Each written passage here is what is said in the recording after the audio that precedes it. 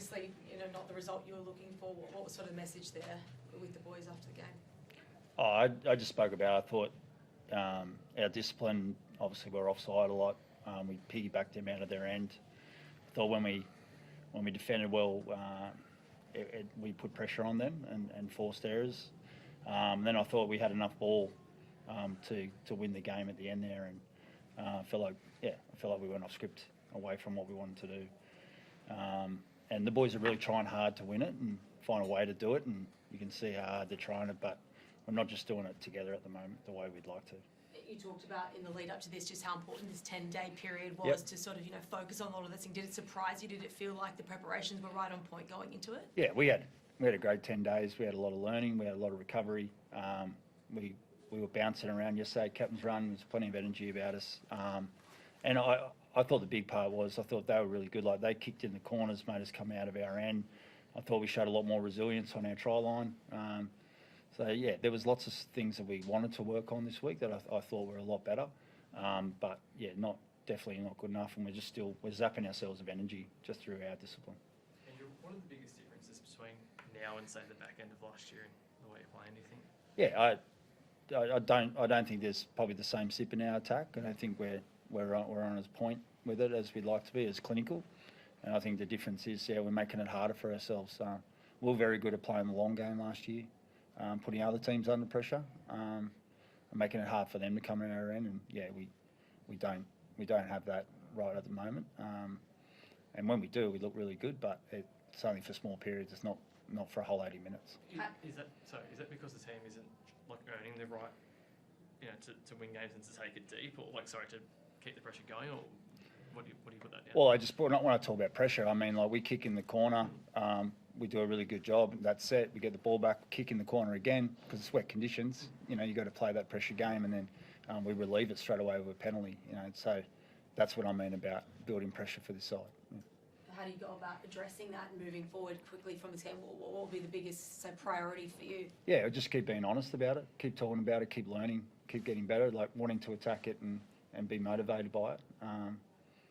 We can't sulk or carry on here. We've got to make sure we're willing to work hard together, and if we do that, I think we'll get back on track. You've always said that you're not really one to sulk after the Titans. You said that was pretty forthcoming in their assessment. You'd imagine much the same for this result? Yeah, definitely. They're an honest group. Yeah, they'll be honest with what they've seen about themselves. We'll be honest with what we see. Like, we're all in it together. Like, got so much faith in this group.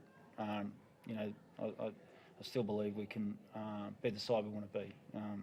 And it sometimes seems a long way away, and sometimes it's not far at all. And we just haven't given it enough opportunity to show it at the moment. But yeah, it could click, but it's not going to just happen itself. We're going to have to make it happen. How big's next fortnight, mate? Like I said, I don't want to say season defining already, but given you go the Roosters into Penrith off the back of 4 games without a win, like how big's this next fortnight? Yeah, I think the biggest thing for us is how we attack the week, and how we get our game going, and how we get confidence from what we're doing at training and being around each other and take it into the Roosters. So I think we can't look too far ahead here because we've got to get confidence in what we're doing pretty fast. And it's important that this week we focus on that. If we're looking too far ahead, we're not going to get the now right, and that's the most important thing. What do you make of just on before half time that Dallin takes the ball in the end goal, gets taken out in mid-air? I think Sean even says to the referee, like, that's a penalty try, surely he would have scored if not for foul play, and the referee says, I agree, but it's not policy. What do you make of that? I don't know the 100% rule, but if he's going up the ball to catch it and then he gets taken out in the air and he's coming down to put the ball down, he was going to score the try. And the only reason why he didn't score it is because he got tackled in the air. But I don't understand if that's the exact rule or if there's a clause for that particular play when you're attacking and you catch the ball in the air. But it looked like he was dead set going to score for all money, and the only reason he did because he got tackled in the air. So, but I'll leave them to explain that, and we'll find out if there is a reason. If that is the rule, that it's not a penalty try, like, should it be the rule or should it just be a penalty try for guys? Mate, I don't govern the rules, but at the end of the day, if I thought a penalty try is if someone's dead set about to score and then they're not allowed to through a penalty. Therefore, if they're not allowed to score when they were going to score, then that's a penalty try. But look, I don't want anyone leaving here today thinking that's the reason why we're here. We're pretty honest with our assessment of ourselves, but I'm sure we'll all get clarity this week on that ruling and why that worked that way. Addin Fonua-Blake played some big minutes. Yeah.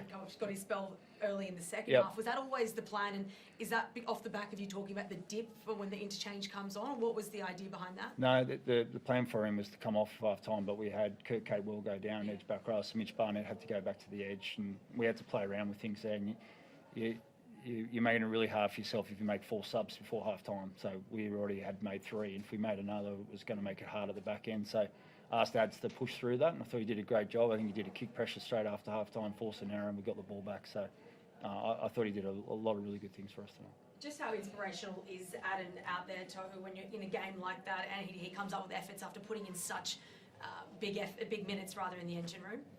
Yeah, he's huge for us. So he has the ability to, I think, change the game in different ways for us and change momentum for us through his actions. So, you know, when we see those little efforts from him, it gives the side a big boost, and because everyone knows what he can do with the ball and tackling and all that sort of stuff. But when we see him engaged in the game and doing all those little efforts like the kick pressures and things like that, it really does give everyone a bit of a boost to put that extra effort in. As the skipper, what do you say as a leader in this group to sort of turn this around up against the Roosters outfit? I think just sticking tight as a group. Like we've got to really work hard to get on the same page with different things, and because it's sort of part of the reason why we put ourselves under pressure was we're not completely on the same page in certain periods of the game.